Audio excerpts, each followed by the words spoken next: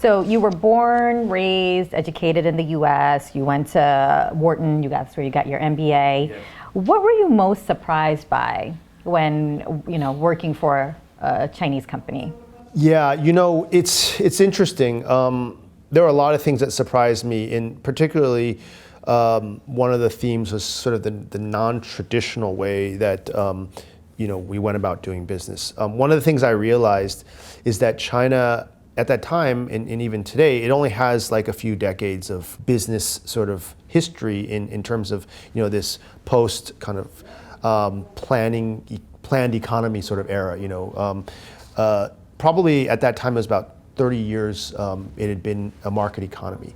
So a lot of the things that the entrepreneurs are trying to do, they're trying to build from scratch. They don't have like this institutionalized kind of business principles that they apply because business didn't really exist in that free market form, as opposed to the United States, which is like over 150 years of kind of this business history. So a lot of the ways that we were making decisions were not the traditional MBA approach. And sometimes I'd try and remind them, well, this is how it should be done, this is how it should be done.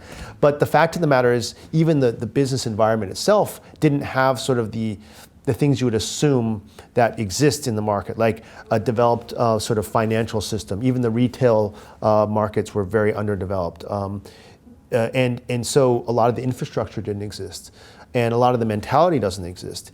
And so when we were trying to lay out plans, I would use more of a traditional approach, kind of an MBA approach, and they would use more guerrilla tactics and things that were kind of on the fly. And let's also put it in perspective.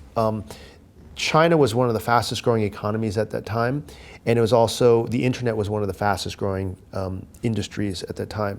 And so if you had the fastest growing industry and the fastest growing market, you've got this rate of change also that is unprecedented, and you have to kind of act and decide on the fly. And a lot of cases there was no precedent.